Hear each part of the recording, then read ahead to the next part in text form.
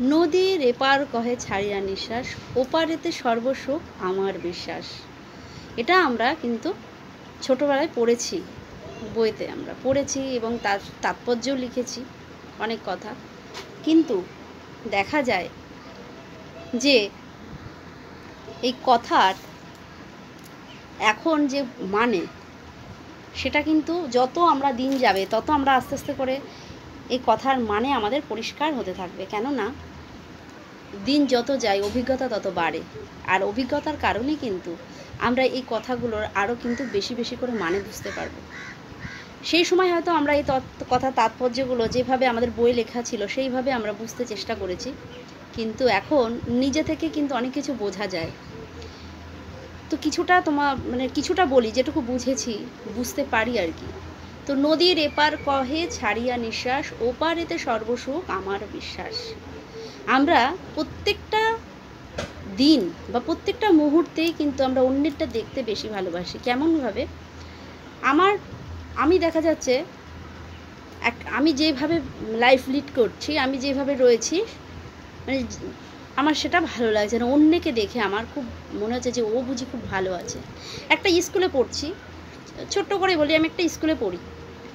স্কুলে হয়তো ভালো পড়াশোনা হচ্ছে এবং আর একটা বন্ধু সে অন্য স্কুলে পড়ে। সে দেখা যাচ্ছে হয়তো একটু ভালো রেজাল্ট করেছে আমার থেকে, বা যাই হোক ও আরেকটু বেশি পারছে। আমার তখনই মনটা খারাপ হয়ে যায় যে ওই স্কুলে ভালো পড়াশোনা হয়, আমার স্কুলে ভালো হয় না। আমি কিন্তু কী করলাম, স্কুলের দোষটা দিয়ে দিলাম। আমি কিন্তু আমার দোষ দিলাম না। বন্ধুটা ভালো করে পড়াশুনো করেছে বলে পেরেছে, আমি করিনি বলে পারিনি, আমি কিন্তু এটা দেখি না। আমরা কি দেখি, ওই স্কুলটা খুব ভালো।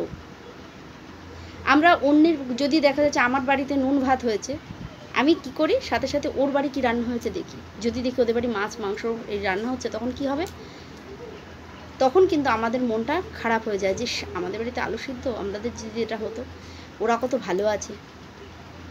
বা কোথাও ঘুরতে যাচ্ছে, হয়তো আমি যাচ্ছি না, ওই ঘুরতে যাচ্ছে, ওদের চিন্তা হচ্ছে কী ভালো, ওরা কী সুন্দর ঘুরতে যাচ্ছে। কিন্তু একটা কথা সর্বক্ষণ ভাবি যে আমি যেটা আছি, আমি কিন্তু সেখানে ঠিকই আছি, কিন্তু আমি সেটা বিশ্বাস করি না। আমি সবসময় অন্যটা দেখি, যে যখনই আবার দেখা যাচ্ছে এখান থেকে যখন আমি ওখানে যাচ্ছি, যেটা দেখে আমি আনন্দ পাচ্ছি, বা খুব ভালো আছে, আমার হলে ভালো হতো, যখনই আবার ওখানে ট্রান্সফার হচ্ছি, যেখানে যাচ্ছি ভালো হচ্ছে সেটা দেখতে যাচ্ছি, তখনও কিন্তু ওখানে গিয়ে আমার কষ্ট। কেননা আমাদের মনের অভাব দূর হয় না, একটার পর একটা চাহিদা আমাদের লেগেই থাকে।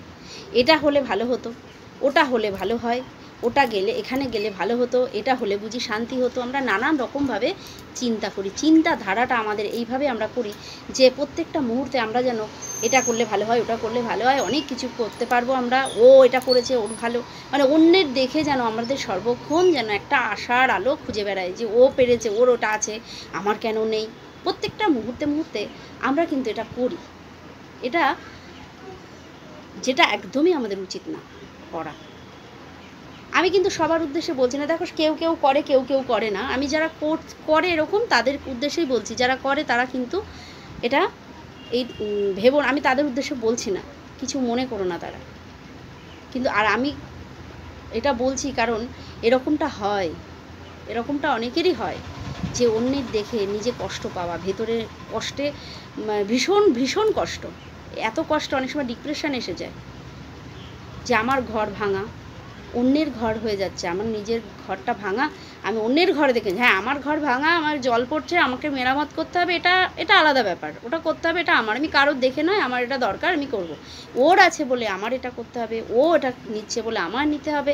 এইগুলো হচ্ছে কি অন্যের জিনিসের প্রতি তোমার আকৃষ্ট, তুমি দেখছো, দেখে ওটা তোমার ইচ্ছা করছে, দেখা যাচ্ছে তোমার সামর্থ্য নেই, তাও তোমার ওটা মনে হচ্ছে যে আমাকে দরকার আছে আমার। ওই জন্য শ্রী শ্রী মা কী করতেন, তিনি বলতেন যে কারোর ঘরে মা যেতেন না, কারোর বাড়িতে যেতেন না মা, কোনো পাড়ায় পাড়ায় যেতেন না। কেন? বোঝে যে পাছে আমার যদি মনে হয় ওর এটা আছে আমার নেই, এরকম যদি মনে এসে যায়, তাই মা সেখান থেকে দূরে থাকতো। দেখো আমরা মানুষ জন্মগ্রহণ করেছি, আমাদের অনেক কিছু গুণ থাকে, প্রত্যেকেরই আছে, স্বভাবজাত গুণগুলো থাকে। কিন্তু আমরা যদি প্রত্যেকটা মুহূর্তে এটাকে বিচার করতে থাকি, যখনই আমরা জেনে যাচ্ছি তারপরে যদি আমরা বিচার চালাই যেটা আমাদের ঠিক না, তাহলে কিন্তু জীবনযাত্রাটা সুন্দর হয়ে যায়। যতক্ষণ আমরা বুঝতে পারছি ততক্ষণই ভুলভ্রান্তিগুলো হবেই, কিন্তু এখান থেকে তো বেরোতে হবে, বেরোতে হবে। এবং এখান থেকে কিভাবে বেরোবে সেই পথটা তো বলে দেওয়াই আছে, কত শাস্ত্র আছে, বই পুস্তক আছে, আমাদের গুরু মহারাজ আছে, মহাপুরুষরা আমাদের পথ দেখাচ্ছেন, নানান রকম পথ আছে, যার যেখান থেকে ভালো লাগে সে সেই পথ অবলম্বন করতে পারে। কিন্তু এখান থেকে তো বেরোতে হবে আমার। অন্যের জিনিস দেখে আমার যদি কষ্ট পাই, এতে আমার তো আমি ডিপ্রেশনে একদিন শেষ হয়ে যাব কষ্ট পেতে পেতেই।